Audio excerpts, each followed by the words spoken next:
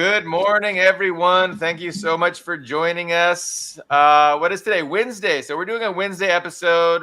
We weren't able to convene yesterday, which was Tuesday, but we have a special Wednesday episode with two great guests. So first of all, our co-host, Ben Toth from Page Hungry is with us. I'm Billy Bob on the West Coast.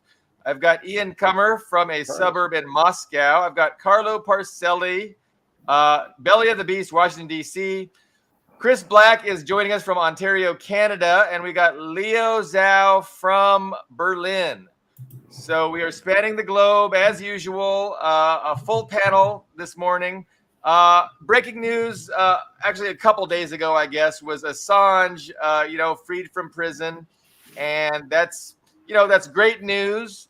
But we wanted to talk about that and then a whole bunch of current events, specifically about Assange. We might have some differing opinions about the what's the word, the benefits that WikiLeaks provides. So there might be some dissension on the panel about that. But where to go first, Ben? Help me out. I was just yesterday. I was tracking this stuff, and it came out of nowhere that he was released from Belmarsh prison and put on a plane. I think he stopped somewhere, maybe in Thailand, and then to the Northern Mariana Islands, a place called Saipan, right? Which, by the way, I still want to show you because this is hilarious. That's the Mariana Islands on the left. Like, I don't know how many thousand kilometers from the US that is. But that's where he was set to sign this plea deal, right? And the plea deal, the basics of it, because we can't know everything, is he's going to plead guilty to this one thing, which was breaching national security or the espionage or something like that, in agreement for saying, okay, time served, what you've spent in Belmarsh prison. And this guy has been crucified for like 14 years. 10 of those in prison or at the embassy. If you remember, I don't know which one, Colombian embassy was it in London, but locked up. Ecuador. Wasn't it Ecuador? Ecuador. Sorry about that. Yeah, the Ecuadorian embassy. So after that, basically, it's been signed. He's agreed. He's free. He's going home to Australia. And so far, I think Stella Assange said, just give him his time. He doesn't want to do press conferences. He just want to be private with his family, but there's a lot of details that we don't know. One thing we do know, because there's what you can do with these things, and Chris will probably have some details on how this works, is restrictions on your freedom. I don't know if he can leave Australia. I don't know if he can partake in social media, whether WikiLeaks can still keep on going and publishing. That's probably not intercepting anything. But one thing I verified with a bunch of Europeans, and now you American guys, all of these vaults, as they are called, the big leaks, are completely accessible. But the DNC one, that's just Mr. Internal server error. So that's one of them. And one small detail that infuriated me was the day he was mid-flight, Stella Assange on Twitter started this campaign, the crowdfunding campaign, for $520,000. I don't know if it's Australian or US, which was the debt incurred by the jet flight that the Australian government, gave him to the place where he would get this trial or this plea deal signed. So that's a summary of what happened. And thank God after 14 years he's free. But I just wonder about all the repercussions that we haven't seen, all the legalities that we're not sure of. Can I add just a very small analysis? Not to dismiss the uphill battle that thousands of people have been fighting all these 14 years, and the legal success and everything. But a part of me thinks that the establishment chose the moment or a time when such a news item is very much is the most needed by Empire, because their image on the global stage is in tatters. I have a take on that too, but we'll talk about why this happened, why it happened now, very interestingly. Yeah. So if people are living under a rock and don't know what WikiLeaks is, it's a platform that Julian Assange helped to create. It turned into a big organization, and basically they were soliciting, whistleblowers to take, documents that are important to the public and give them to WikiLeaks anonymously, and WikiLeaks would publish them. And so this was a very big threat to, those governments, especially in the West, that, rule by secrecy. And so we had, folks like Pompeo and Hillary Clinton, outright suggesting we just need to kill Assange. We just need to straight up kill him. That was in the embassy. Why can't we just drone him? Yeah. One more thing to add there, that they always combed through it carefully. So it didn't reveal names, didn't put people in danger, and they never had to redact anything. There are many reasons for his persecution, but let me just state that the top two from my analysis, number one is the exposure of U.S. war crimes in Iraq and Afghanistan, massive videos of civilians just being murdered by U.S. soldiers. And I would say the second biggest reason is that WikiLeaks revealed that there was no, quote, massacre, end quote, in Tiananmen Square of 1989 through the diplomatic cables, I think from Peru or whatever, that very clearly states these are foreign diplomats that were there on the scene at the time, very clearly stating that there was no bloodshed at all from the soldiers, from the PLA within the square. That's a great point. I would also mention that the is it William Burns, former or current CIA director, in 2008 wrote an internal memo called "Niet means Niet" in 2008, and he was just telling the government, the U.S. government, that their policy towards Ukraine about making Ukraine part of NATO will lead to war, essentially. Wait, that was without WikiLeaks. That was a WikiLeaks. Yeah. So some good things, some necessary, sunlight on the happenings of the deep state. But just could it be considered a limited hangout? Are there problems? Has WikiLeaks been in certain ways co-opted? Chris, we're waiting to hear your thoughts because we want a contrarian view on all this. All right. Well, I'm not surprised he was released. I predicted this would happen as soon as he walked when he left the embassy. It was quite clear he was going to be released. He was never in any trouble. I said that many times. Everybody laughed at me. I agree with Wayne Madsen, who said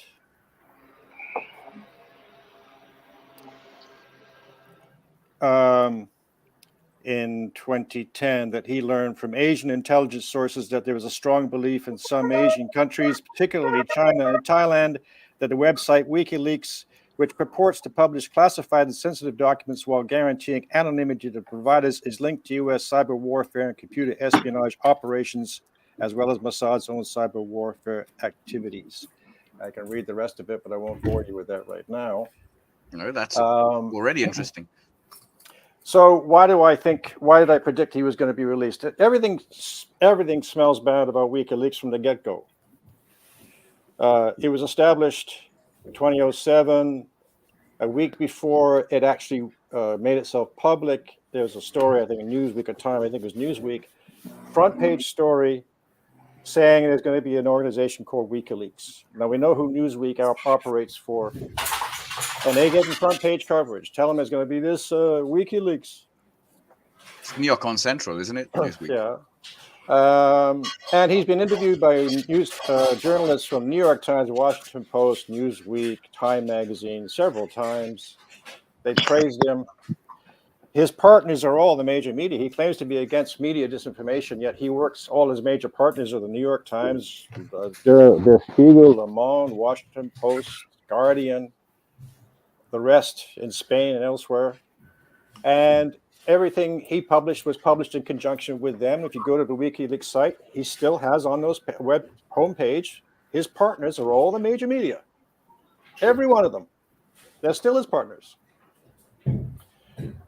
The leaks, when I noticed that, and many people did, Michel Chossudovsky has a very long analysis of why he probably is a CIA asset, which I can send to you guys later on. But anyway, Chris from the isn't wrong. get-go, his first leak was from Al-Shabaab organization, which was an asset of the U.S. intelligence in Somalia, putting out false information. He announced when Wikileaks was formed that it was going to target China, which it did. He said that he's a devout free marketeer, free enterpriser, anti-socialist, anti-communist. And that's what he is. He said it many times. He's on the right. He doesn't like socialist regimes, which he calls oppressive. He said they were going to target Russia, China, North Korea, and we'll throw in some about the Americans too. And that's what they did. From 2007 until he went into the embassy and after, WikiLeaks was used every week, almost every day, by the U.S. mass media, the British media, and so on, to put out as a source for their reports on Iran, North Korea, Saudi Arabia, Pakistan, China, and Russia. A lot of it false. They claim that he was the one that leaked false information about Iran having nuclear weapon designs and so on. He put out false reports about Iranians killing American soldiers in Iraq when it was the Iraqi resistance. He's put out false reports about 9/11, and he said several times in 2010 and after that anybody who thinks 9/11 was done by somebody else other than Osama bin Laden is a conspiracy theorist, and nobody should talk about it. This is a man who says he's for truth and finding out why these wars in Afghanistan and Iraq took place, but he doesn't want to explore the main pretext for those wars, and he wants to shut people down. And then when he was, then he went into the embassy. Now, why he did that is very weird, never explained to me, because we know many journalists who've been threatened by intelligence services, and many other people don't go running into embassies. They keep doing their work. Why he did that and staged that is, except to me for drama, I don't understand. I never have. And when he was finally arrested, what was he charged with? He was charged with jumping bail on the original sex charges that the Swedes laid, which are now gone. Which were dropped. And he had a good defense. If you believe Julian Assange's story, his narrative, then he had a perfect defense to that charge when he was arrested. But when he appears in bail court, in the court in Britain, in London, the first day, the judge asked him, I read the transcripts. The judge asked his defense counsel, who is a Soros lawyer, by the way, just like Amo Clooney, who was one of his lawyers at one time. Mark Stevens is a Rothschild lawyer. Are you going to run a defense on the jumping bail charge? Otherwise, I have to convict him. And they said, we have a defense, but we're not going to run it. This is a very strange thing for a lawyer to do. And why a client would allow his lawyer to say, I got a defense, but we're not going to run it. Because that would have been the first opportunity for Assange to present to the world all his celebrity supporters, explaining why he ran for his life into the embassy, why he jumped bail. He had a good reason. He had a defense to the charge. But did they use that? Did they run a bail hearing, call all those celebrities and tell them that, yes, he was scared. We talked to him. He was really afraid. No. They refused. So the judge said to the lawyer, if you do, so you're not going to run a defense? No. Well, then I'm just going to find him guilty of that right now. Okay. So they did. They convicted him. So now he's got to stay in jail. So now he's in jail. Why is he in jail? Then when the extradition finally came through, he never applied for bail on the extradition. I wrote to people saying, why is he not asking for bail on the extradition charge? Because the same thing could have been done. They could have called all these people in who support him and say he's a journalist, he's blah, blah, blah, blah, blah, blah, blah. They didn't run even a bail hearing on the extradition charge. And now we know why. Because if he'd been out on bail, he wouldn't have time served. He wouldn't have spent the last 3 or 4 years, they say, in Belmarsh, although he looked very tanned to me yesterday. Where did he get the tan from? We were told he's being tortured for years. The last 2-3 weeks in England, they said his supporters said he was too ill to attend court. Well, he doesn't look ill to me. He looks very fit. In fact, he's gained weight. I know prison food's pretty bad, but He's gained weight and he's got a tan. How did that happen? Not sure about the tan, but I can make your point. He definitely doesn't look skinny. You know, he doesn't. And there's he's not pale. And there was a video on RT 2017 where he was supposed to be in prison, and they released a video of him in prison walking around the prison, talking to everybody, relaxed. Didn't look like he was being tortured. I don't know how they got that video. And then they took it off. But the whole tactics of the handling of the case by his lawyers, who are all Soros lawyers, all come from, and they're all connected to UK intelligence assets, like Almo Clooney, for one. Mark Stevens is another, and there's some other ones. They all work for the same group, all connected to George Soros. And who provided him, when he was first released on bail on the Swedish sex charges, the person that put up bail for him was a guy named Von Smith. Now, Von Smith is an interesting man. He was an officer in the Queen's Guard, Household Cavalry, and an equerry to the Queen. His lawyer is also Mark Stevens, who's a Rothschild lawyer. And Julian Assange stayed with him several weeks during that period. He lived with him, Von Smith, in his mansion in the countryside of England, and met Mark Rothschild and all these people. It's Von Smith runs something called the Frontline Club, which is a pro-NATO documentary film organization. He has lectures, he makes documentary films, he does all sorts of things. And Assange has appeared on his programs there and debates with him and other people in the major UK press on Frontline.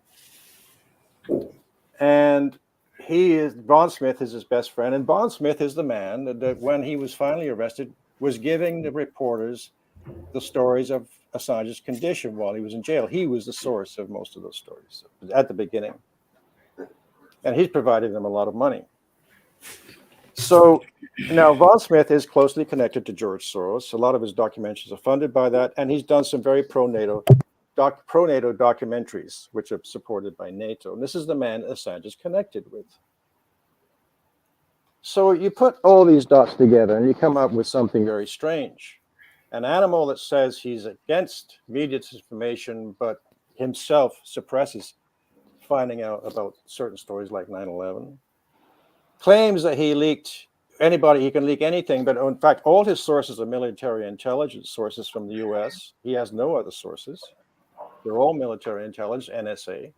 His 9/11 leak, he admitted in the statement he got from the NSA. He said that. So he's a conduit for the NSA and military intelligence. And his stories were used to put out false information. Iraq, North Korea, Iran, Pakistan, and you name it. And we saw weekly on the CBS, on CNN, WikiLeaks says, WikiLeaks says, WikiLeaks says. And a lot of it was false and fake, but it was served U.S. interests at the time. And occasionally it leaked something embarrassing about the American government or some embassy thing or something like that to make it look good. As far as Tiananmen Square, he didn't release anything new. And we knew from Tiananmen Square never happened. That was admitted in the Telegraph in England back way long time before Assange said anything. The Telegraph had a major story saying it was all fake. There were killings, but not in Tiananmen Square, and the army was not responsible. So he didn't discover anything new about that. May I jump in? And also, he did not release the first video of those machine gunning from a helicopter, those people in Iraq. That's that had been famous discovered one. by other people and discussed before him. And the claim that he released information about U.S. war crimes, everybody knew the U.S. was committing war crimes in Afghanistan and Iraq. The entire invasion was a war crime. Everybody forgets shock and awe. What do you think when those cruise missiles hit those buildings, people weren't being incinerated? We knew about Abu Ghraib. We knew about Guantanamo Bay. That was open source information. What did he release? Nothing. And yet, I find people that support Assange usually do not know what they were doing between 2007 and 2010, 2013, 2014. They never read, they heard the reports or saw them. They only know one thing: he's a hero. We should support him. But I don't know why, because when he first started, he sought support from Freedom House. Who was connected to the Council on Foreign Relations. He tried to get support from other people. His first part, who was it? One of his first partners in WikiLeaks left after about a year, saying it was a CIA front. He was shocked to find it was a CIA front, so he quit. And you won't find any stories about pro-Assange in China or Russia, because they suspect who he is and what WikiLeaks is. And now he's freed. He's going to make a millionaire. They're going to make films about him, books about him. He's going to be quite comfortable, and he's going to come back and be on all the talk shows. And by the way, why did he interfere in the 2016 U.S. elections by dumping those leaks about Hillary Clinton, which partly sabotaged her? Not totally, but that was one of the factors which led to Donald Trump's presidency. He deliberately came in to support Trump. And when people said, well, your sources are Russians, did he say no immediately? No. For about 9 months, he refused to say who it was. When everybody was saying it was the Russians that gave him all this information, he didn't say anything. Finally, when it came to be clear it wasn't the Russians, then he said, no, it wasn't the Russians. But he let it be thought for a long time that it was maybe the Russians. And why didn't he release bad things about Donald Trump? He stepped in and interfered in the American elections deliberately. He took a side. He took a side, and he affected those elections. For whose benefit? That's a question. Now, there's lots of information we can go into. I've got all the time because we're here for another day or two about different things and different leaks. And now also he said,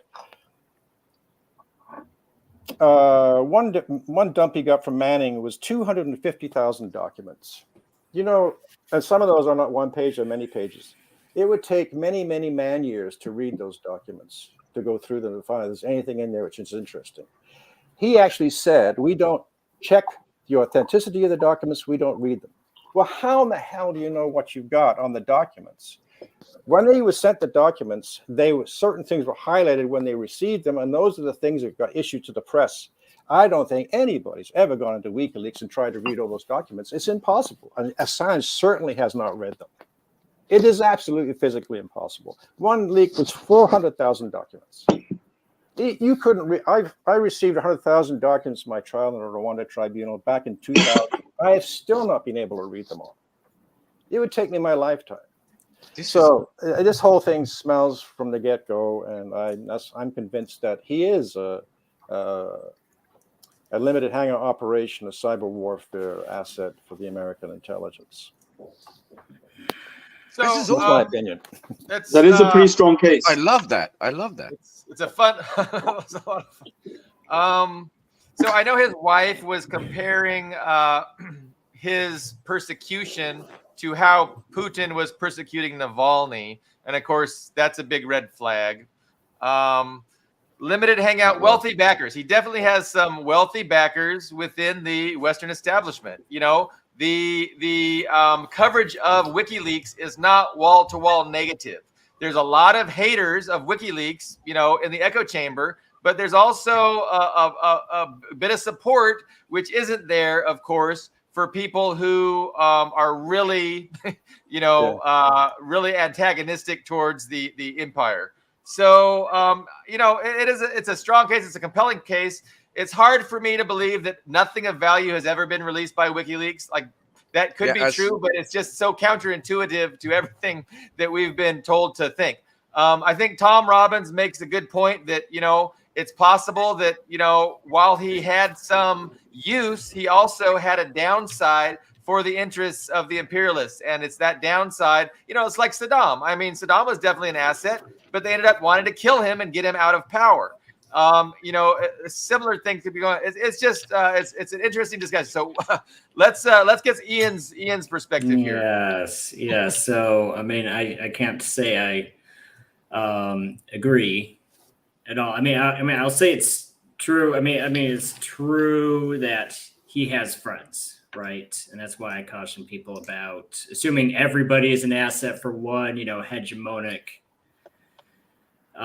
movement when it's not true. There's definitely different factions. So I mean, I think it's perfectly plotted because I do remember those early days of back in 2007, 2008, particularly 2007, and I think what some people are overlooking here is that Bush was president in 2007. So the left-leaning press, the liberal press, the Democratic Party, of course, loved when WikiLeaks was dumping on Bush and making him look bad, exposing crimes in the Middle East. I remember the exact moments they turned on him was those DNC emails, because he went after the wrong set. I saw that switch. I remember. I agree with you. I think that's really why he's in switch. jail. I think Hillary Clinton wanted him in jail. The Clintons Because wanted he him. embarrassed. Because I do think at this point, and it started pretty early, the USA is basically a uniparty state, and then you have essentially a secondary party. I don't want to call Republicans controlled opposition because I don't think it's a true statement, but I think it's definitely true. You have the Democrats have the levers of power. They have the FBI on their side. The idea. We saw that actually in the 2020 election when they buried the Hunter Biden laptop story, and all the social media giants buried the story. They actually censored that New York Post story, so people just wouldn't see it. If you posted it on Facebook or Twitter, no one would see it. There's evidence, the Twitter files show that. Yeah. I think with the DNC dump, that really upset some people. And I actually, and the thing is, I remember the first thing, what was the first thing they did to Assange was character assassination. I mean, I don't want to get, I don't want to get into the weeds about, social issues, because I know not everybody agrees on social issues here, but it's very clear that rape allegation was intended to be character assassination. I remember all these left-leaning people all just dogpiled him after that happened. I was like, even if he was, and I was telling people, even if it was all completely true and he was guilty, that doesn't invalidate someone's personal transgressions, does not invalidate whatever good WikiLeaks did. But they're like, oh no, he just became public enemy number one. All these lefty type groups just hate him, and I think it was a very, if the intent was to character assassinate him, it absolutely succeeded. But I think really more than anything, it was that DNC dump that made people turn on him. It's a tough sell to suggest that he wasn't really persecuted. It's a tough sell to say that WikiLeaks never exposed anything worthwhile that wasn't already exposed. And it's also counterintuitive to suggest he wasn't really persecuted. He's tanned. He hasn't been in prison. It's tough. That's limited hangout. I can embrace, and some he was caught between in partisan politics. He was caught between the Republicans and Democrats, and that might explain a lot of what we've seen. And since the Democrats have been in power, that's why he's been getting persecuted a lot.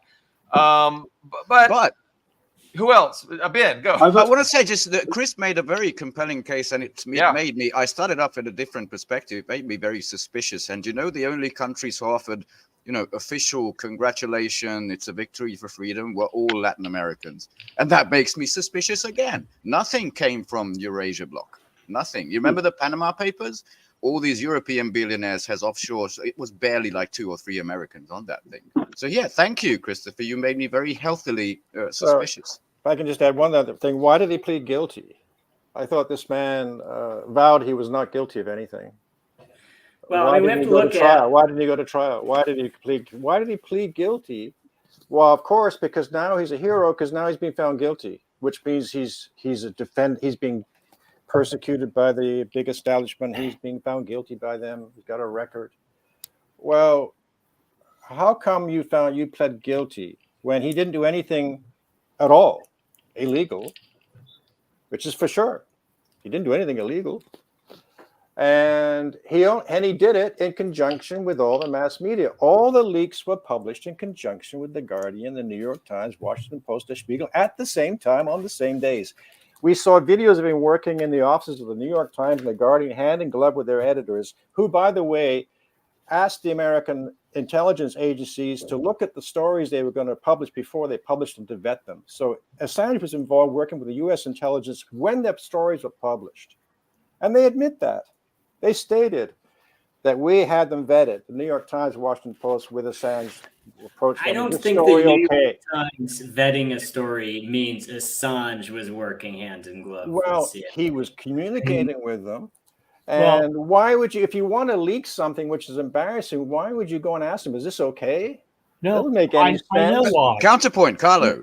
He But wouldn't do that let me just finish. because Why aren't those organizations charged with him? Because they were partners in the publications. He's no more guilty than they are. They're no more guilty than he is. Why did he plead guilty when he has the defense of selective prosecution? Why charge me? You're not charging the editor of The Guardian, the Washington Post, New York Times. Well, they went through the Guardian offices with hammers and broke their shit, took their shit. I mean, they did work. To say they didn't work the Guardian over is just not. Oh, that's just, I don't believe that for a second. Absolutely. And there's nobody charged at The Guardian. Why not? No, I have a kind of a specific question. We haven't heard from Carlo, and he's back from assignment. sorry. He hasn't been on 2 shows. I'm sorry. No, I don't. That neither here nor there. But the reason he worked with the Guardian specifically was to take out names of people who could be harmed by exposure. Now he diligently did that. The Guardian did not. They didn't want to make the effort. They didn't want to put the resources behind it. But he was dead set on not sending names out. Now no one has been exposed through the thing through the releases from WikiLeaks. So that speaks volumes about the concern he had for not violating the Not identity putting people in of the danger. people Yep. in the thing. Yeah. In the laws. The other thing is, everybody doesn't have the courage of Nelson Mandela. Everybody doesn't say year after year, I will not disavow the ANC using violence against the apartheid regime. Yeah. And that's what kept Nelson Mandela in prison. No, everybody doesn't have that kind of courage. I don't. If they offered me a deal on day 2, where I plead guilty to 1,000 counts, I would have pled guilty to 1,000 So counts. he was trying to Okay. avoid extradition to the United States, and the plea Right. deal, canceled that extradition because you can't trust the courts in this country. I mean, you can't trust the courts in Britain either. But no, he wanted out of this corrupt system, it seems, and that to me is compelling and it makes sense. And that's why he would have taken the plea deal, Number just 3. because he had a very real risk of spending eternity in solitary confinement. What risk? How many years did Manning do? Well, yeah, Manning was pardoned by Obama, and I would like Yeah. to say that it's the best thing Obama did in his 8 years. And that's so they couldn't have thrown Assange in jail for longer than what they gave Manning. That wouldn't be fair. Well, They're gonna do again, that. I just Fairness has disagree nothing to with do that with it. because I don't think there's any legal system that works in the United States. Like it's a corrupt system, and they can do whatever the fuck they want. So, Right, I mean, I know you're a lawyer and you think that laws matter, but I don't think they do. Not to the United States government. I'm sure there was a deal. I mean, it's up to him. I'm not. Yeah, we're not. I'm not him. I mean, I'm sorry. I'm taking all the time. So there's. No, but I have a sorry. Go ahead, Leo. I have a particular specific question for Chris. I'm not intimately familiar with all of the WikiLeaks history or what they covered, but very cursorily, I searched for China on the wikileaks.org, and I see the major articles are all listed from around 2008, 2009 concerning censorship. There's a new one about Chinese espionage in the UK, which looks suspicious. Growing espionage, like that would absolutely be aligned with your position. Can you give us a couple of major examples of how WikiLeaks targeted China and Russia or Iran? No, not without preparation, because I have to go back over a lot of documents to come up to that, and I had short that's a time bit today. unfair, But there, That's fair, yeah. But the fact is, he announced. I mean, hold on, let me just bring this up. Maybe if I can find something here. I might. No, it's going to take me too long. Anyway, he announced at the beginning that we're going to. Our target is China. That was his main target, and he did do that. But then they switched over to Iran, North Korea, Pakistan, and the whole 9/11 thing was very strange to me. I mean, when you see him asked at a conference, I think it was in Denmark, one of the audience members asks him, "Well, Mr. Assange, what's your position on 9/11? Since you're for the truth and everything." And he hesitated. He didn't know what to say. You could see him looking around. He was nervous. He was looking for an answer which would make him look cool, but please the man. So after about 2 minutes of humming and hawing, well, this, blah, blah, humming and hawing, he finally said, well, because you see, it's not important. 9/11 is not important. It's past history. Move on. Get on with it. Anybody that goes into that is a conspiracy theorist. Pretext for millions of Muslim deaths. So yeah, not important. Yeah. One of the most important events that took place in this century, which was used as a pretext for the invasions of several countries and occupation. And he just says, forget about it. And he said that to the Belfast Telegraph again. He said it in print in Ireland in 2010, in July in 2010. He said the same damn thing. This is very strange for someone who says he's for the truth. No, nobody ever said that Assange didn't have a huge ego, and if he didn't know something about a subject, he was not going to be called out embarrassed like that. That's true, Carlo. But he just blew it out as ass. To be frank. It's not. Well, Carlo, it would be that he hadn't done anything with 9/11, but he put out a major dump on 9/11 in 2009. There's over 100,000 documents, purporting to be many of them text messages from cell phones which couldn't send anything. And he said he got that from the NSA. He actually, in an interview, said, I got all that from the NSA. And it's posted it. That's what he said. He was willing conduit to the NSA. I may be all wrong, and he says some secret thing or something. That's a very he's a hero, but that's not what I say. The other thing is the core argument here is between Assange and the U.S. You can talk about the China thing. I've looked at the China and the Russia stuff a little bit. I use WikiLeaks quite often, but you have to admit that it came down to a contest between the U.S. and Assange. There's no China involvement. There's no Russian involvement. That's the context in which you have to look at it. Right. Yeah. All the sources are from U.S. military NSA sources. Yeah. No other sources. Why is that?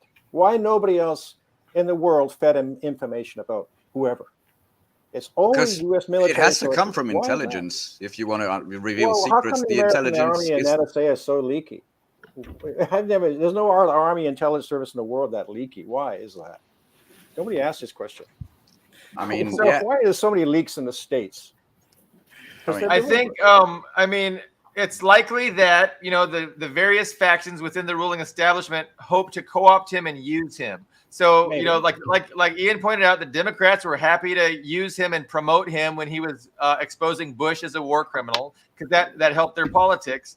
But subsequently, I think there was a behind-the-scenes discussion. You know what? We can use WikiLeaks. We will feed them information. We will leak them information about China, force them to publish it. We'll leak them information about our enemies, and we can co-opt WikiLeaks, and so they're good. And so to that extent, they were promoted and utilized. But I think there was also the another side of it, which was actual whistleblowers were also giving WikiLeaks things that the government wasn't happy about. And so I think both of these things can be true. And I think that at a certain point, his usefulness was outweighed by his, the danger to the exposing of actual things. But that's kind of my perception. I don't know. I came here with a very different perspective than I have now. So if and I have reason to believe that the beginnings, late 2000s, of this organization were just as shady as Christopher describes. Maybe he went rogue here and there because of his big ego. But here's what liberal lefty would say: like, he was apolitical. He published information without a bias, and all that. And in that case, they would say, Alex Jones, fuck that guy. But 1.5 billion. Slapped on him for his organization. What was that? InfoWars. Yeah. It's a silencing of a voice nonetheless. And that was highly political, highly on the right. And this is the ending of an outlet, is what this devil's advocate lefty would probably say. But if he was just an asset that went rogue and became a threat, there's also leaks that are discriminating leaks. Look at the false stuff we fed the guy. Like, look, he can't be trusted anymore. I think something similar might have happened with Pepe Escobar, with a nuclear story in the Middle East you might have heard about, and hopefully didn't work because he's still one of the greats. Bringing that up to today, and then there's the timing. I just want to say, the pettiness of the Democrats and ruthlessness makes me think all of this was just. I think Sunday is the talk show, right? The official debate, Biden-Trump. Was just to have a talking point that Trump now looks bad responding to? What do you think about the timing? I mean, why now? Trump was alleged to have, had some of his confidants, some of his inner circle meeting with Assange, and of course the Democrats were alleging that Assange was part of the Russian conspiracy to get Trump elected. So, so the liberals, the Democrats really did turn on him. And some of that was because of the meetings that Trump, campaign advisors had with Assange. But the Democrats turning on Assange, that is 100% real. I think everyone agrees that they hunted this guy. Well, I think that may be why he was actually arrested, because Hillary Clinton, around that time, gave an interview to The Guardian in which she said she wants his head for what he did to her.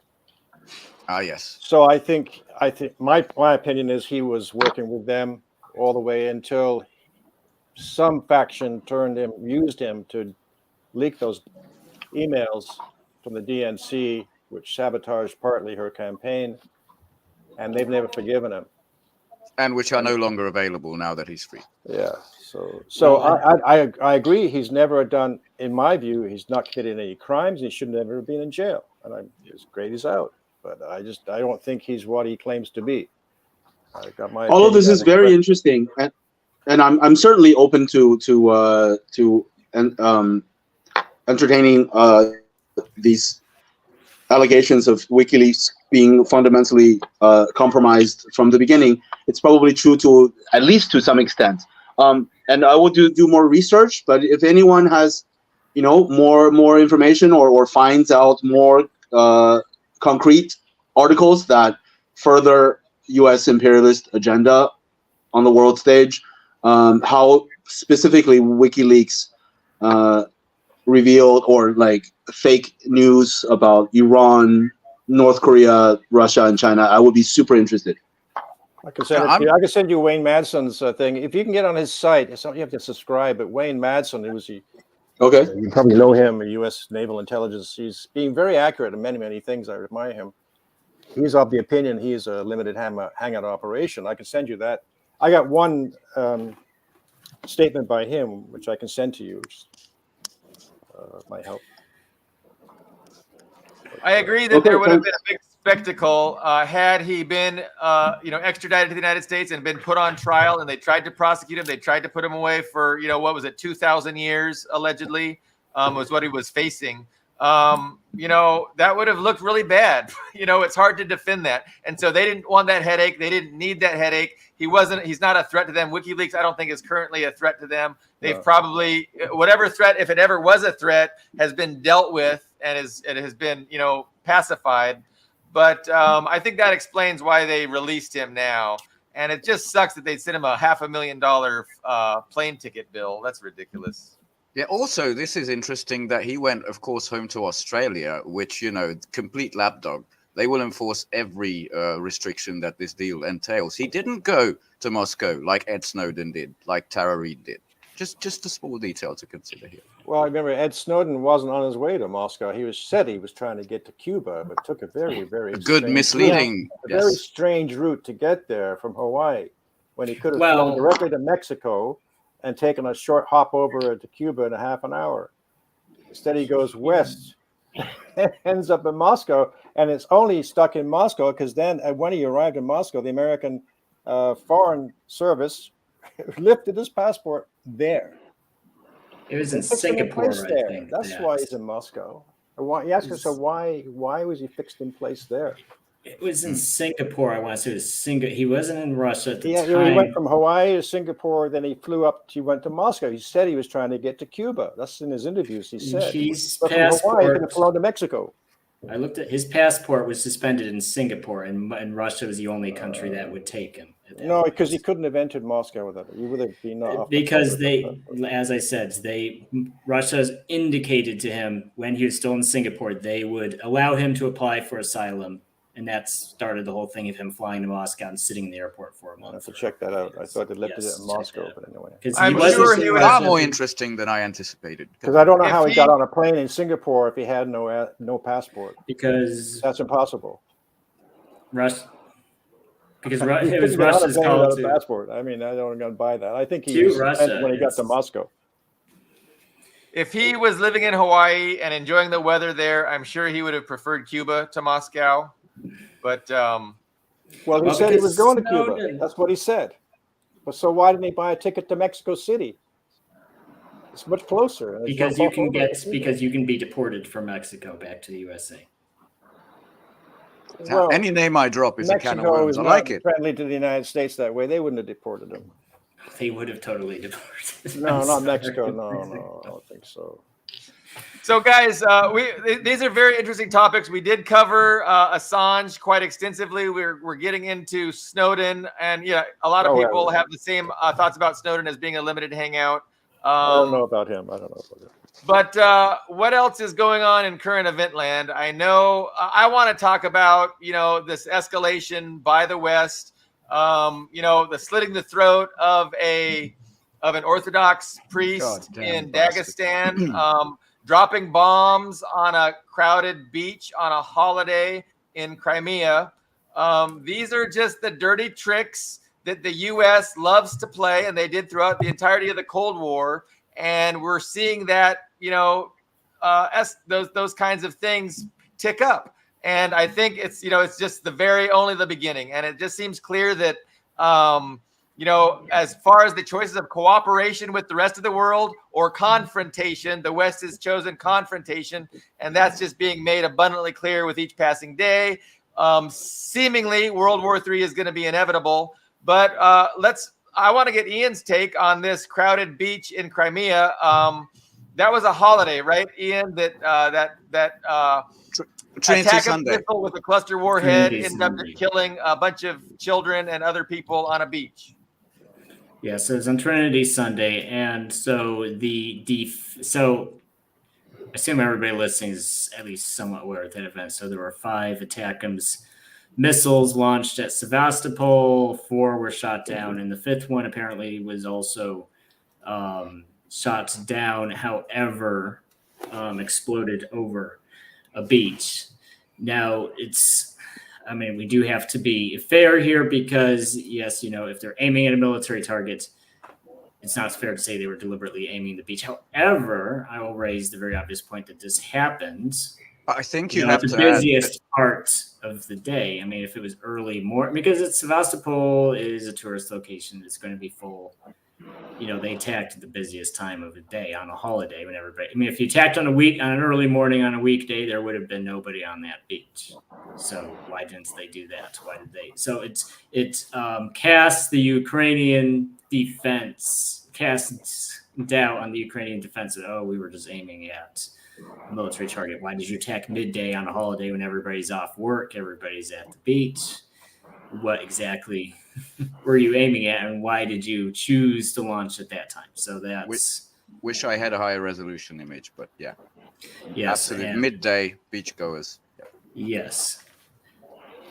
Yes. So that's and the issue here is that we're the USA is really being fast and loose with what line they stick behind because if it's American missiles with an American drone gathering intelligence from the Black Sea and American intelligence or the Pentagon relaying coordinates back to Ukraine through a Ukrainian liaison.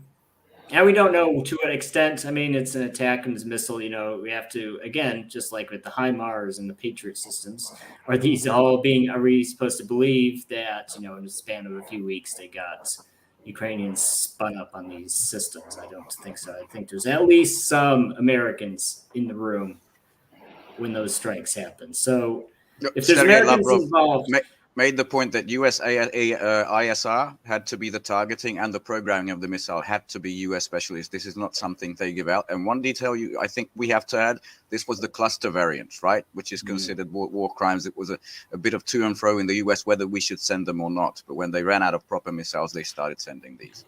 Okay. So yeah, that's.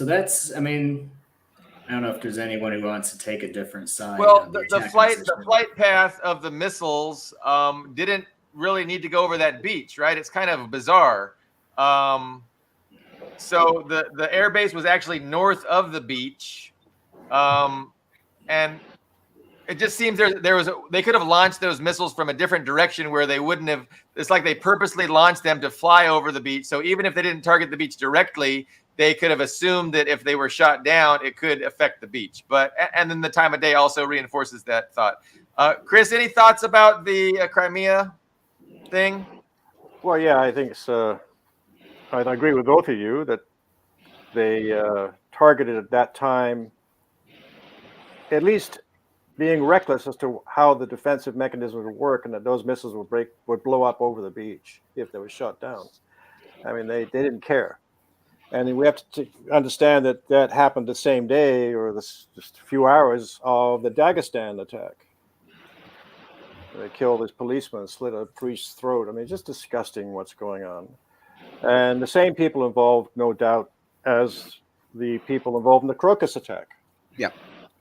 They found an ISIS-K guy. The Associated Press said, an associate who said, our brothers in the what do you call it?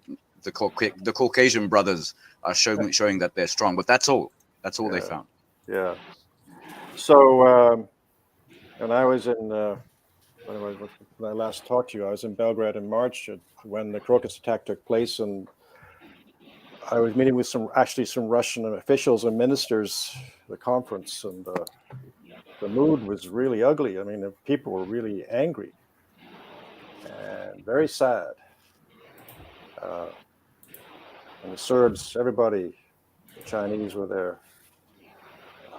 The anger is palpable. So now you got this other attack, and of course the Russian population is pushing the government to do something to retaliate. Of course, Putin's got bigger fish to fry. If we retaliate, we don't want to get into nuclear war, but then again, we can't allow them to keep doing this to us, so what do? Now, they said they're going to do something. I think that explains Lloyd Austin's call to Shoigu yesterday, I think it was. Belousov, the new Shoigu, yeah. Oh, sorry, Belousov. Okay, Belousov. And that they discussed, that Austin called him after the American ambassador was called in by Lavrov and giving a lecture. So something was probably said to the U.S. ambassador, things are going to happen. And then Austin got on the phone, oh my God, we better calm these guys down. So I'm not sure what's going on. I don't think we'll ever know until something happens. And I think something's going to happen. The ships, the joint naval exercises with Cuba Yes. can be seen as a not retaliation, but a pushback or a warning. But is that enough? No, that's right. That predated these attacks. Yes. Right. But as a response to the ongoing provocation of the ongoing crossing of the red lines. Yeah. I thought North Korea was enough of a signal, to be honest, but probably Well, not. That also. there's the flotilla in now still in the Caribbean, because I think it's visiting Venezuela now. They may be there for a while, and those ships can launch missiles, and they can hit the United States, and it may come. And people have to be aware they may come.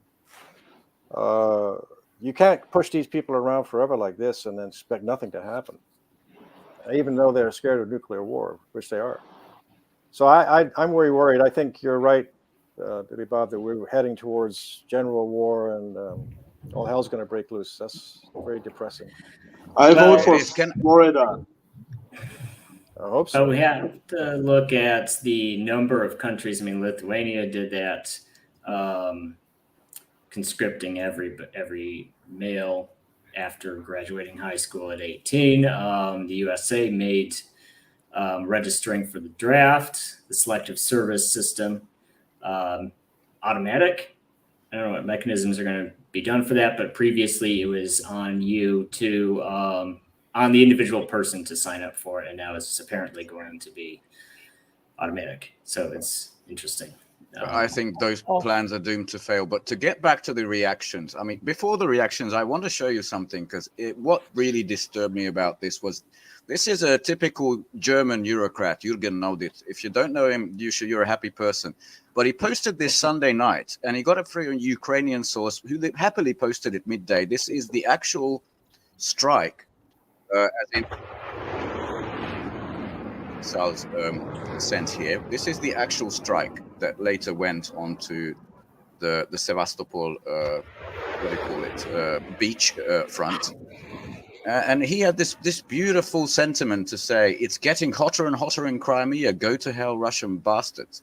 So there's definitely some people cheering this on. And I think, typical Ukraine, there's no military. Even if they hit the base, Russia doesn't keep anything critical to the SMO in Crimea, hasn't for a very, very long time. Okay.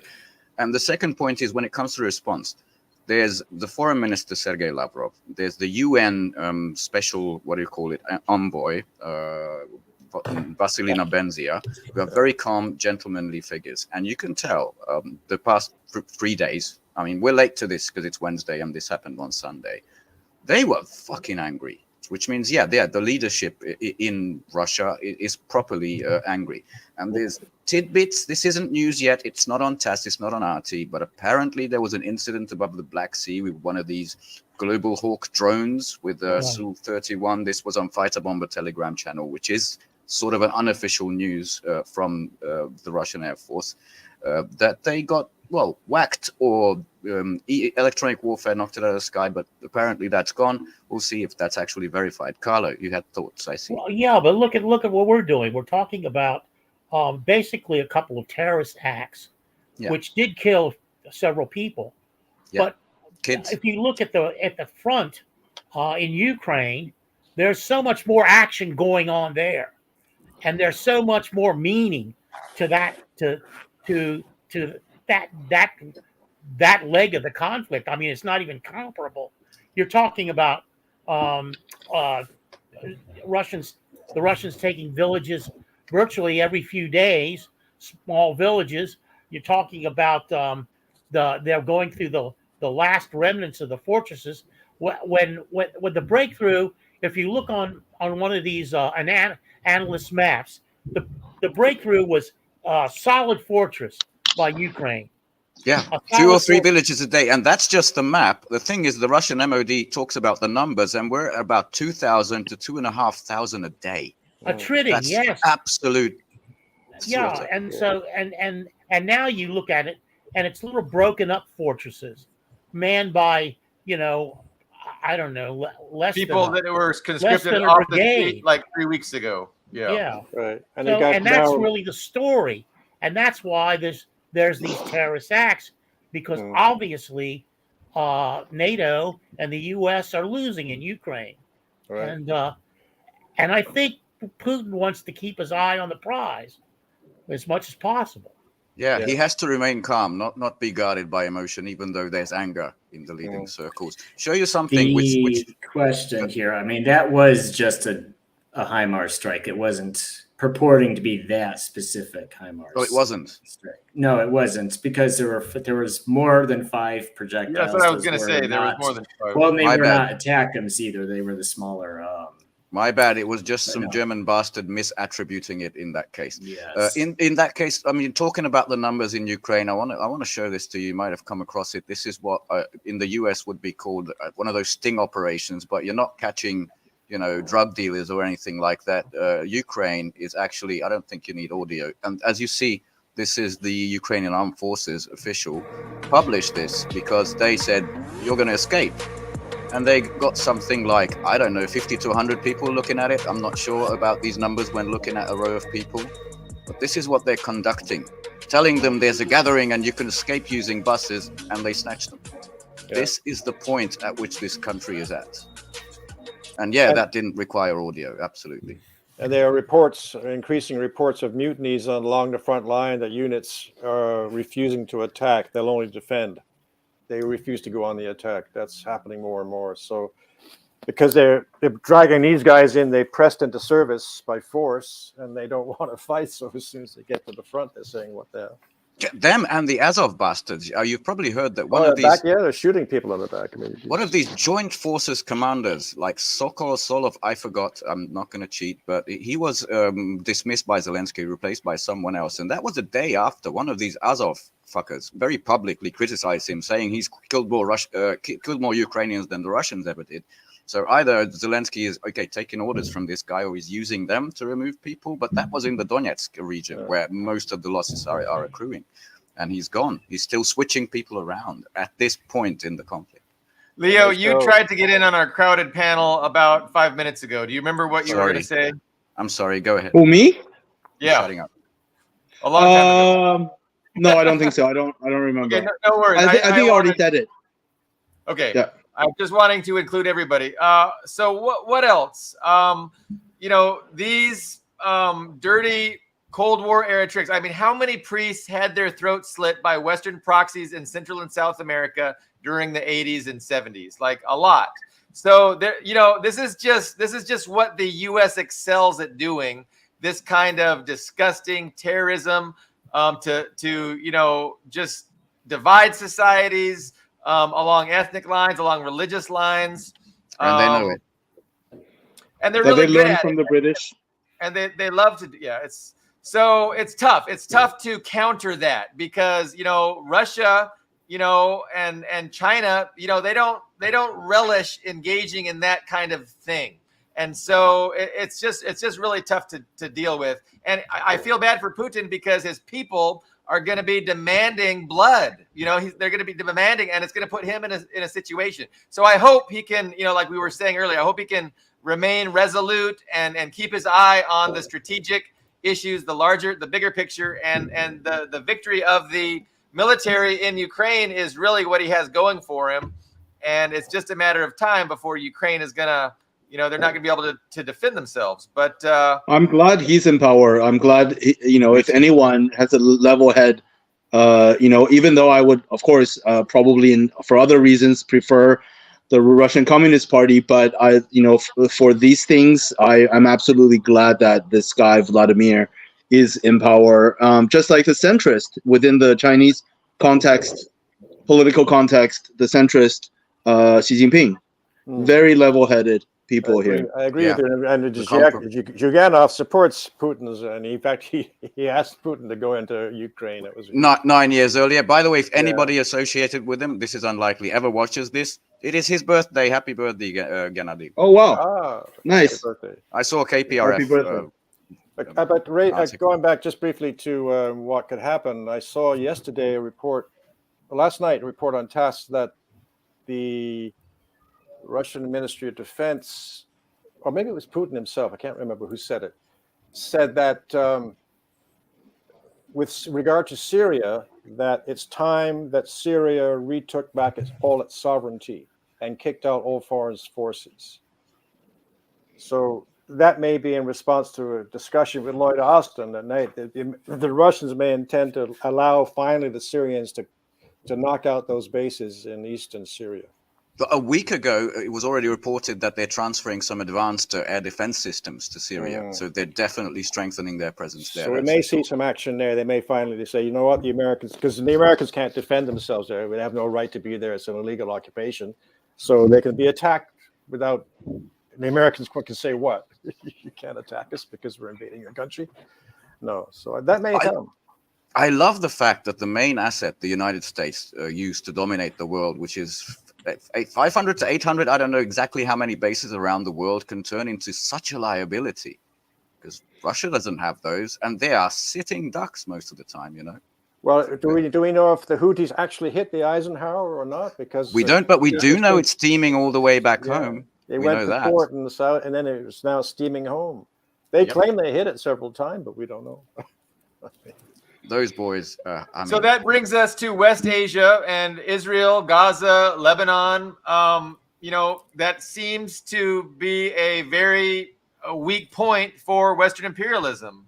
You know, Israel doesn't seem to have any military option in Gaza, yet they're threatening to invade Lebanon and move Hezbollah north of the Litani River. How are they going to do that? I mean, they can't do that. But maybe they're thinking, if we do that and then we have our asses handed to us, the U.S. has to get in to support us. And they're getting mixed messages from the U.S., by the way. Yeah. Unless an election year. Unless you use tactical nuclear weapons to wipe out all the Hezbollah fighters in the south of Litani, they're reckless enough they could do something like that. That's why we're in such a dangerous moment. Yeah. So desperate people, desperate measures, right?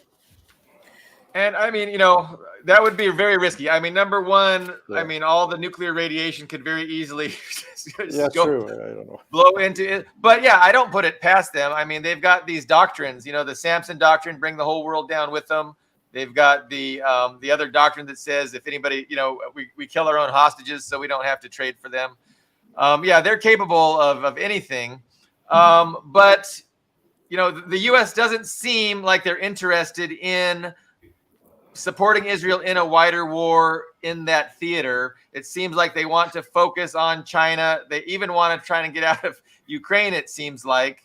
It's just, yeah, it seems insurmountable for they don't have really any cards to play. And on all these fronts, they're not doing very well. And so they're turning to these kinds of, you know, terrorist activities, these escalations, killing of civilians, etc. I mean, absolutely. We have a question for Christopher, but I just wanted, before we get to that question, I mean, I think the Associated Press reported that a lot of resistance fighters, they asked in Afghanistan, so under the Taliban, and Iraq, are willing to join the fight on the side of Hezbollah if this thing becomes hot, right? Yeah. Whereas Netanyahu is looking on a crumbling government, a crumbling economy. He sent Yoav Gallant to calm down the Yankees. He's in Washington, D.C., I think, right now. He's saying, we can do an all-out war. And he's receiving two messages. One, Amos Hochstein, like another dual citizen born in Israel, one of Biden's Middle East advisors, he said, we'll tacitly, we'll support you if you go to war with Hezbollah. But back at home, Austin said the opposite. And also touring Africa is the chief of the Joint Chiefs of Staff, the head of that, which is this Air Force General, I'm blanking on his name, but I know he's in an African state right now, saying the U.S. does not support Israel in all-out war with Hezbollah, like a definite no. So again, lots of mixed messages, and who knows what would happen. They got their ass handed to them by the Houthis. I mean, yeah, just think about that. Yeah, they're not afraid of anybody. And of course, China and Russia and everybody else see what they're doing and say, well, they get away with hitting American aircraft carriers. So, just either today or yesterday, the Russian Ministry of Foreign Affairs, or Maria Zakharova, the absolute awesome maiden, let it slip that they're working on another one of these comprehensive, deep, big deal partnerships with Iran. They're already, like, Tehran and Moscow are negotiating it. Just a sign of what comes next. Because, you know, what happened in North Korea took 3 to 6 months to us to agree on the language and everything. That wasn't just spur of the moment crap. I like Chris's analysis about Syria maybe being the next big a news item where they try and liberate, the 1/3 of their territory that the U.S. is They currently deserve it. occupying, because that's really the weakest point for the United States is in Syria, and the whole region is, the Iraqis, the Iranians, the Hezbollah. They're really wanting those U.S. bases out of Syria. So that seems like it would be a good strategy for the resistance to go after next. So I didn't think about that, but I hope that happens very soon, Chris. Yeah. I just hope we find a wind down moment, a moment for the West to retreat a little bit and think about things before it gets to something dangerous, because you can't count on Europe. I just have to show you this because this was a year ago when there was a NATO conference in her beautiful, this is Kaja Kallas, in her beautiful Estonia, where she addressed Dear fellas. the fellas. I'm not even going to play it. Doesn't matter. This is the new High Representative for EU diplomacy and security policy, guys. She's the new Borrell, the new Gardner. Just don't expect. She's a crazed Russophobe who wants to chop up Russia into tiny bits. That's the new EU, basically foreign minister, right? Don't count on anything from these crazy idiots. We're out. Europe's dead. I just found that report on TASS. It's today. It's June 26th. It says Russia backs Syria's demand that all troops illegally present in the country must be withdrawn. This is the Russian ambassador to the UN. The situation in the region remains turbulent, blah, blah, blah. That said, we support the Syrian authorities' legitimate demand that all troops that are illegally present be withdrawn immediately. Yeah. It's only possible to achieve sustainable unity in Syria by putting an end to the foreign military presence and violations by Israeli attacks. Big move. I'm guessing this is Nabenzia at the UN. Yes, that's him, yeah. Holy shit. So that's today. So maybe that's a signal about what's coming.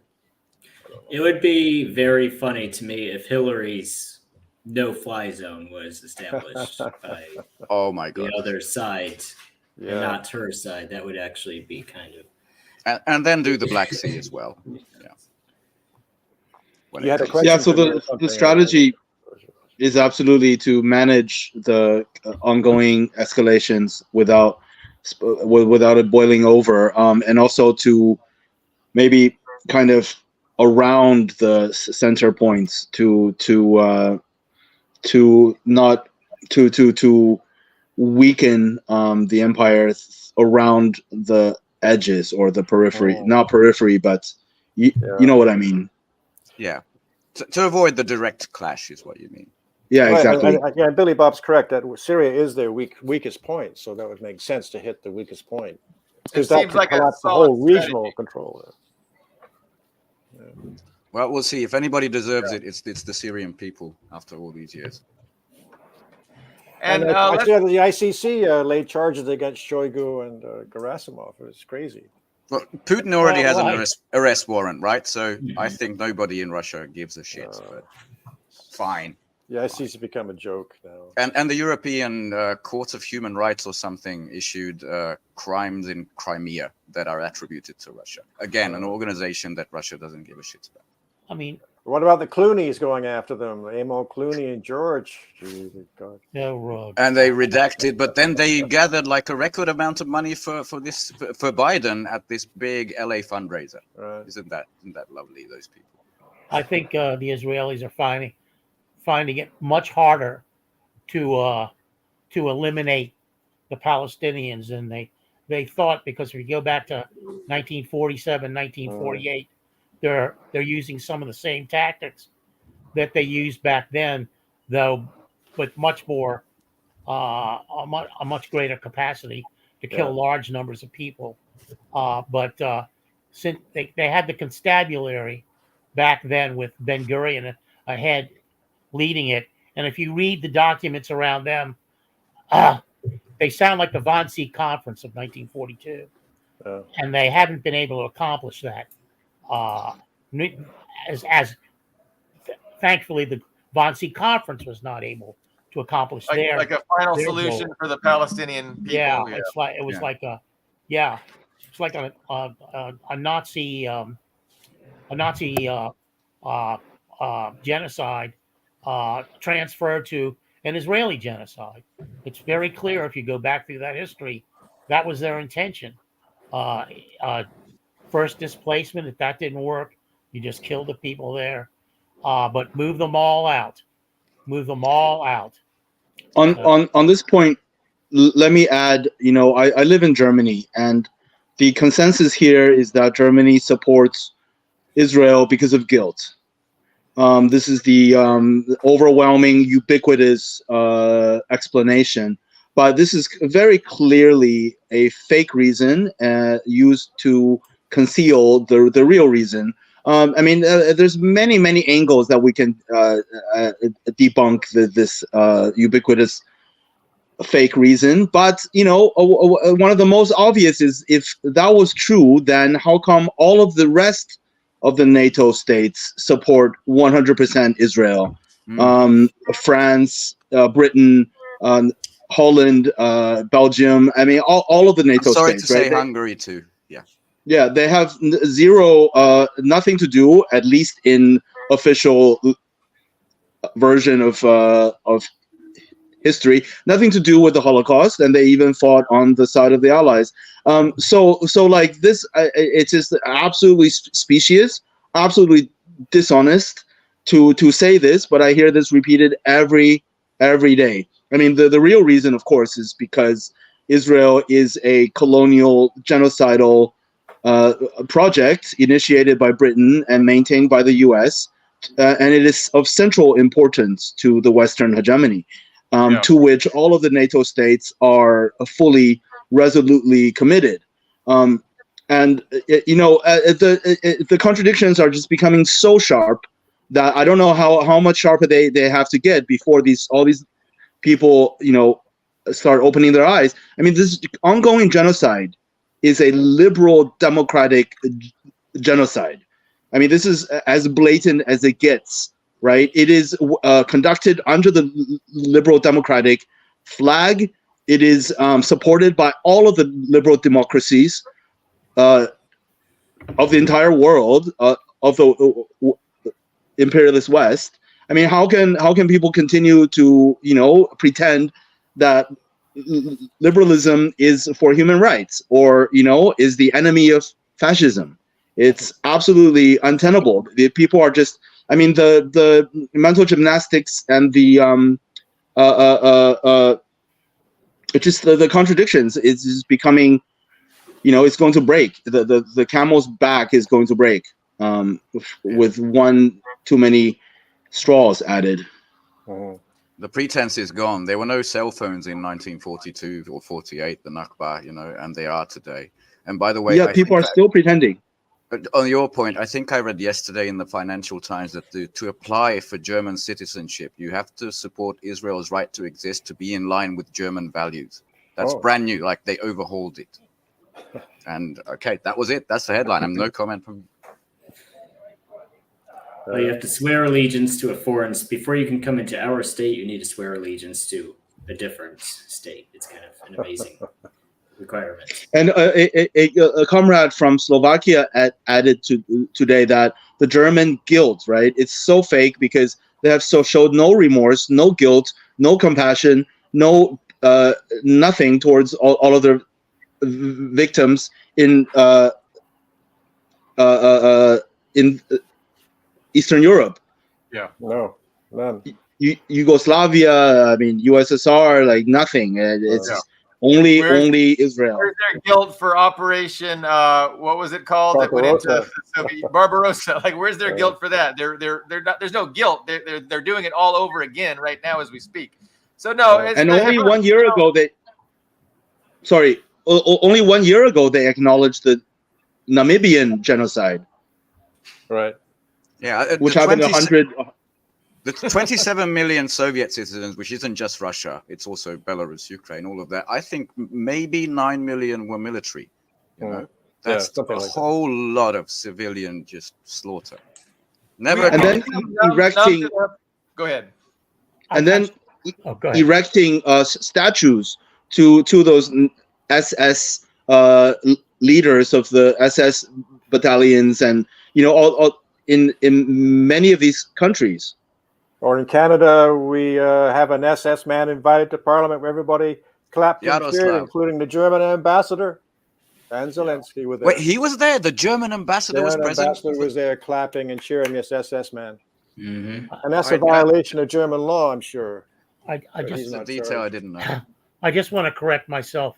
It's not called the constabulary. It's called the consultancy. And they gathered at Ben Gurion's house to plot out the expulsion. Final solution, yeah. Final solution of the years. Right? Well, that's why Rabin was assassinated in the Yasser Arafat when the Oslo Accord did in one piece. They wanted to do it this way, so they assassinated both of them right after that. So Leo brings up the glaring hypocrisy, and we have a tendency. I certainly have a tendency to become numb to the hypocrisy, and it's important to point out how glaring it is and how preposterous it is. But it does become kind of normalized, and like a lot of people in the West don't even see it, right? It's just like the air they breathe. It's nothing that even turns their head, and so it's important to point out.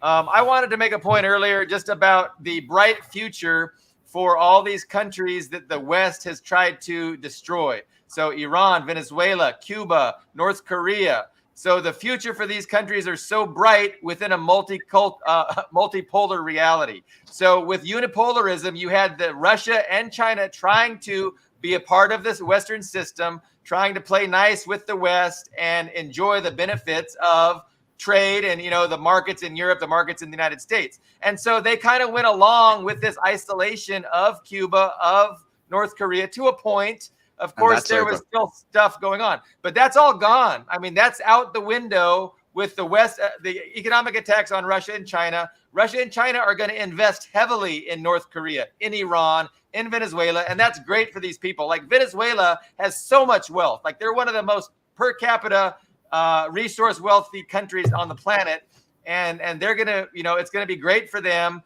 to this multipolarism. And same with North Korea, of course, and same with Iran. Same with Venezuela. So it's important to just realize that the U.S. is shooting themselves in the foot because there's going to be a very, very powerful anti-imperialist alliance, way more powerful than what Russia and China were after World War II, and way more powerful, of course, than after the Sino-Soviet split. So we're really back to 1945, where Russia and China are together, only they're both very, very powerful. China is way more powerful than they were in 1945. Anyway. And on that tip, allow me to just add that this rising multipolarity does not mean a new hegemonic bloc on the world that dominates the entire world.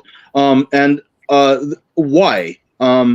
Because if we understand history, we understand that the only bloc to socialism and to before even socialism, sovereignty of the global South is U.S. imperialism, right? Latin American communists have often said that when the U.S. is distracted in West Asia or somewhere else, that's when they have a little bit of breathing space to build socialism. That's when the workers' parties get a little bit of breathing space to advance their project. And if we look at the post-colonial history, post-formal colonialism history since the 1960s or since that era, nearly every West Asian state, newly independent, nearly every African newly independent state went socialist. All of them. And they were one after another, most of them destroyed by U.S. Assassinations, coups, regime change operations, color revolutions, one after another.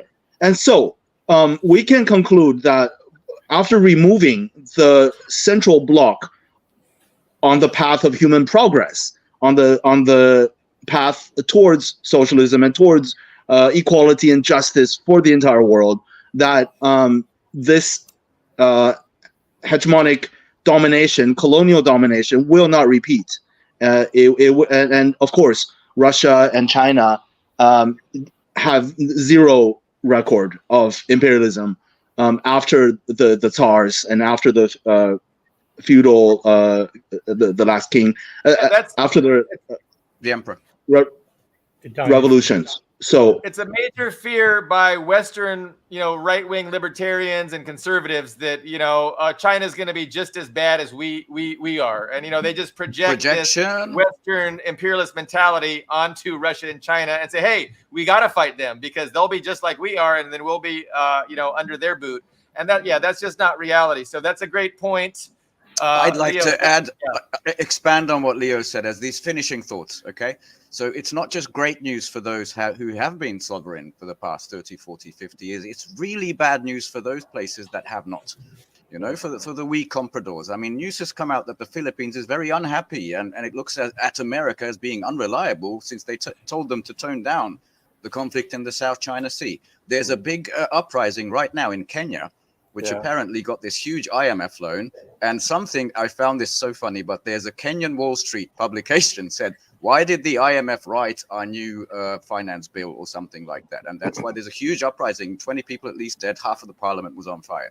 The last, I think Biden said it was our largest non-NATO ally or something like that, going up in flames. New Caledonia, that never said, I mean, formally it got its independence from France, and yet all of the major corporations, the money, just like the Sahel at the time, remained completely French controlled, right? They took home the independence protest ringleaders to France to put them in jail. Protests are back again, bitch. It's just these places are that's where my hope lies, because who have already remained sovereign and independent, they're just getting stronger. But those people, the Lai Ching-tes of the world, and these people, whoever the South Korean guy is, the singing American Pie in the White House, their days are numbered, and that's the beautiful side. Well, absolutely. Sorry, let me just add one small thing to my previous thing. All of the socialist camps and all of the anti-imperialist camp today supported the anti-colonial struggles of the last century. All of them. North Korea provided arms funding to many African states that were fighting colonialism. So did Russia. So did China. So it's Cuba. Very consistent. And Cuba as well, of course, sends soldiers to Angola to fight the Portuguese. So it's very consistent. The anti-imperialist bloc today has always been the anti-imperialist bloc. And so this projection, these lies about these countries being, tyrannies and dictatorships and against freedom is absolutely, very easily proven to be a lie if one just takes a cursory look at history. If I could ask Leo, if I could jump in and ask Leo a question, fellow communist, I'm glad to meet you. What you think of the fact that Russia's, as a capitalist state or a semi-capitalist state, I'm not sure it's totally transformed back to capitalism, but it's a declared capitalist state, but its main allies are all communist socialist states. North Korea, Iran, Venezuela, Cuba, China, Vietnam, Laos, Belarus to some extent. Do you think that the Russian capitalist regime must see the writing on the wall that the successful states resisting, which they get help from, who support them, are all communists and they're not? Shouldn't, I mean, does Xi Jinping say, Vlad, or Kim Jong-un say, Vladimir, if you'd stayed on our road, you wouldn't have gotten into this mess. So why don't you come back to the fold? Because they wouldn't have gotten into this mess if the capitalists hadn't thrown over the regime, their socialist government, which illegally. I'd like to get your thoughts on that, what you think of that, maybe feedback onto the Russian leadership now when all their allies are communists. I'm sure the KPRF says that, but over to you, Leo. It's your question. I mean, I think it's yes. And it's very complicated, obviously. But I think the Putin administration definitely did turn on the neoliberal order to renationalize a very large part of Russian core industry. And I think in order to do that, the Putin administration absolutely did defeat a significant faction of the national bourgeoisie. as well as the international bourgeoisie, kicking out the Western corporations. And that's the reason why a lot of Russian so-called oligarchs left Russia, right? They ran away between the year 2000 and 2010, 2012, something like that. A huge exodus of capitalists from Russia. But of course, I mean, my view might be a little bit too rose-tinted, but it seems to me that the Putin administration, whether through circumstance, forced by the circumstance, by geopolitical forces and situation, or they have always had some kind of ulterior agenda which is hidden from the world. I mean, for one thing, you know, everyone in the Russian Federation administration, the governments, the institutions, economic institutions, they are all trained in dialectical materialism, all of them, right? And they see the world through a materialist lens. They see the world through a Marxist scientific lens, and that cannot be erased overnight, right? And it really seems to me, from some angles, that the Putin administration has been setting up the ducks, both internally and geopolitically, for a return of USSR 2.0.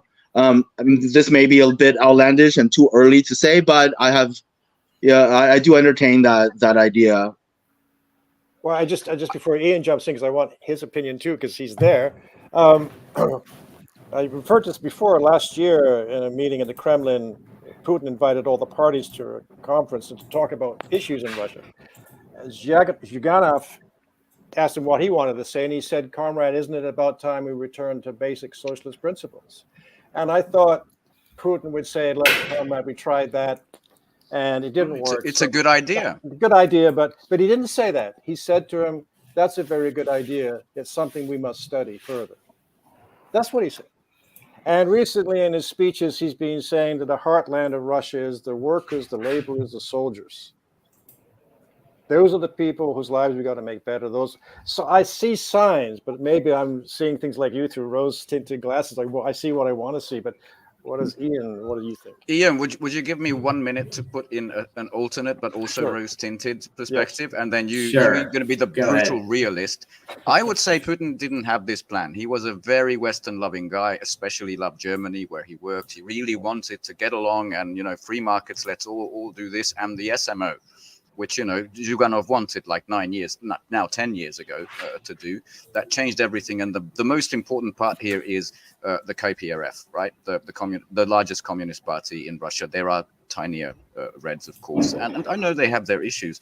But since they've been telling the truth for like 30 years, since the end of the Soviet Union, I think they're going to have a much larger say, not just in social policy, as in supporting the families, healthy living, all of that with tax breaks, which we see happening, and also the reindustrialization of Russia that's going on. So I hope it can go in that direction. But I will point to the fact that, of course, Russia and China diverged, but Russia also has markets and large capitalists, but they're completely, you know, under the control of the state. And I see like two different roads leading essentially to the same place. That's my kind of, and Belarus, you know, 70% of the Belarusian economy, I think, is still state owned. Old man Luka made sure of that. And he is part of the Communist Party of Belarus. So I see this picture, and it also may be rose tinted. So let's get some Moscow realism. Well, so yeah, I think that's. I mean, I'm more leaning towards Ben's take on it. I think it's.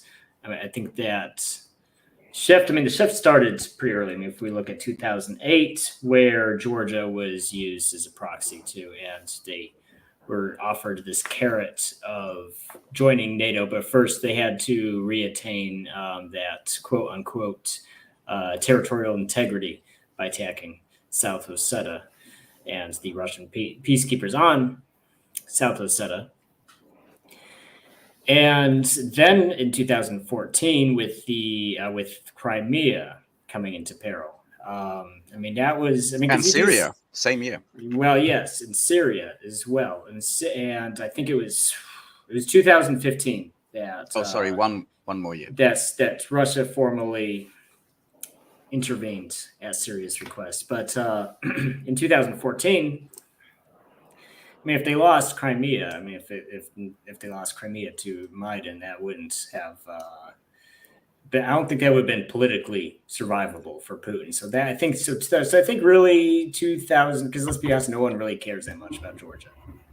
They don't. They just don't. It's just a thing that happened. Everybody forgot it a year later, if that. But 2014 was really when Putin had to be less pro-Western. He just had to address the people who'd been saying, because they're since the 90s. I mean, because Crimea did have its own government, and if the legalities of the dissolution of the Soviet Union had been followed correctly, Crimea would have an autonomous government. So there was a lot of pressure going back to the 90s, both in Crimea and in Russia proper, if you will. Pressure to do something about the Crimea problem. So 2014, when you had Maidan, which started near the end of 2013, it was that's when Putin first came to blows, went against Western ideas. I think when he really had to make that choice, throw Russia, his own country, under the bus, or do what the West wanted. And so Putin, of course, made the correct choice and kept Crimea. I mean, they did make some compromises. I mean, they really, really tried to play nice. I mean, not letting the Donbass separatists walk all over Ukraine and just taking what they want. I mean, they could have done that. I mean, it was really Russia that kept Ukraine from just falling apart in 2014, which is, it is what it is. So more necessity than political gain. Well, I mean, it was really trying to keep good terms with them, and really taking the West's word for it, taking the USA's and NATO's word for it, that they wouldn't use Ukraine as a springboard against Russia, which they did anyway, despite promises not to. And then, like you were both saying, in 2022, those sanctions from hell, they did get involved with Donbass, and that's when the Iron Curtain. I think that's a good starting point for the Iron Curtain that we have now. And as far as the Soviet Union came back, well, I mean, I don't think there's any enthusiasm for that multi-state commonwealth to come back in Russia itself. I mean, there's going to be close ties with Kazakhstan, with Uzbekistan, and all the others, but I don't think we're going to see a Soviet Union 2.0, though I'm sure that's what a lot of people would like. But within Russia itself, I don't see any enthusiasm for that. So, well, I wasn't referring maybe to the USSR company. I don't think that's possible because the circumstances are very different. But what's the average Russian noticing that their only allies are communist states? Doesn't even the most ardent free enterpriser or enthusiast who thought that was the way to go have second thoughts now about?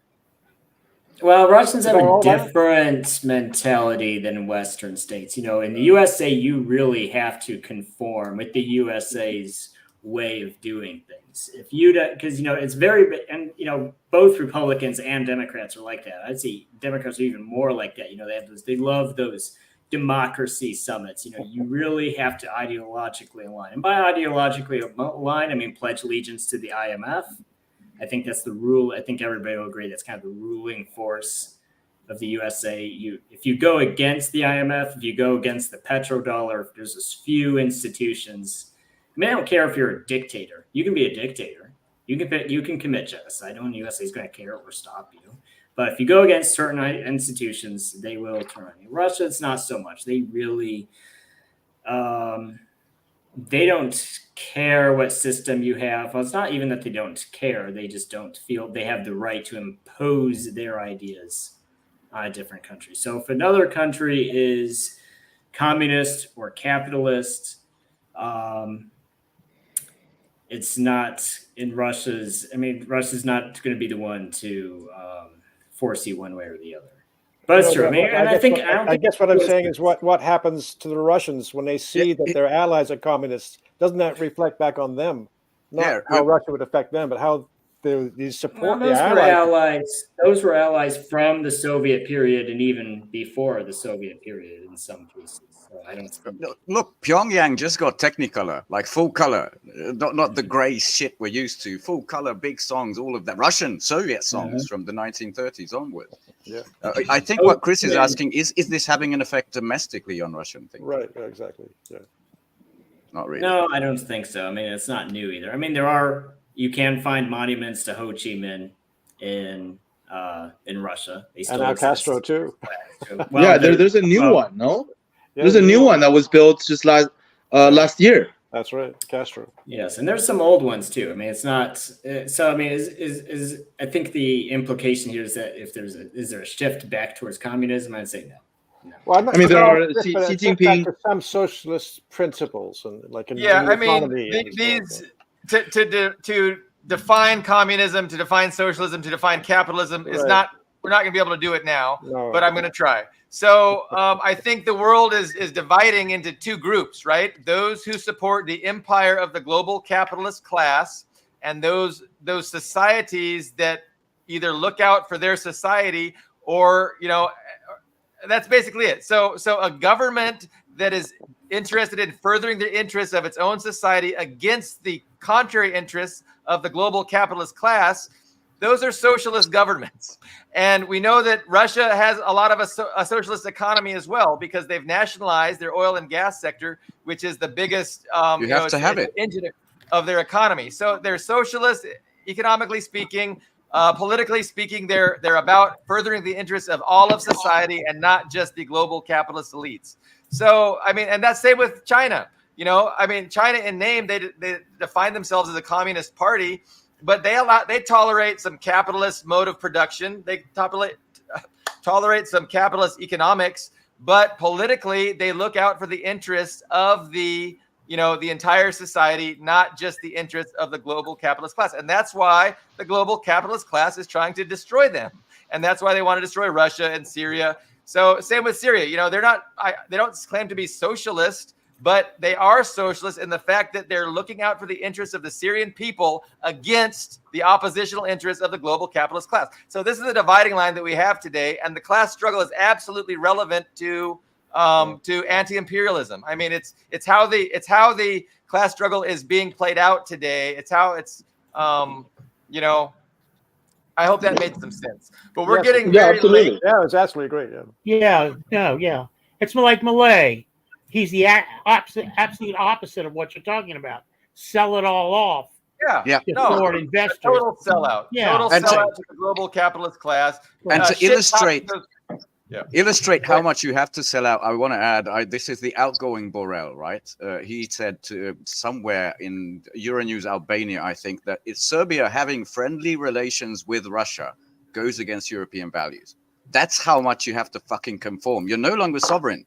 If you're part of these clubs, you just lost your sovereignty. You lost your foreign policy. You lost your military policy if you're part of this club. And the multipolarity that Billy Bob describes is, you're free again. So I think there's a lot of room for optimism. And like I said, especially those countries that have sacrificed the last 30 and 40 years the most, North Korea, Cuba, like their futures are really, really, really bright. And that's a great thing. Not so much for the vassals. The people in Western Europe, they're going to be asked to sacrifice tremendously. The Japanese people, the Filipino people, the Ukrainian people, they're being asked to sacrifice tremendously. Whereas the people that have been doing the sacrificing because of Western hegemony, like the people of Cuba, North Korea, Venezuela, Iran, their future is bright. So thank goodness for multipolarism. Beautiful ending. We better. War. Let's hope to Armageddon. To wind it down. But also, Chris, I just want to mention, because there's the people might not be, as Ian described, quite so open in Russia yet, but there's a huge political class. And I think Zyuganov can say, hey, I told you for 30 years they want to destroy us again. Are you going to listen to me now? And I think the answer is yes. Right. That's what. Although the vote, he lost a lot of vote. I think a lot of communists voted for Putin because of the war. They wanted to maintain the leadership, not change it during the war. But Mr. 87 got consensus from everyone. Yeah, Yeah, nobody really fought him. Yeah, no. He's a great manager. Which is He's fine, a great but, manager yeah. of all the different factions. Right. I did notice that when the Putin and Kim Jong-un signed the military alliance deal in Pyongyang, the Russian narrator both referred to them as Comrade Putin and Comrade Jong-un.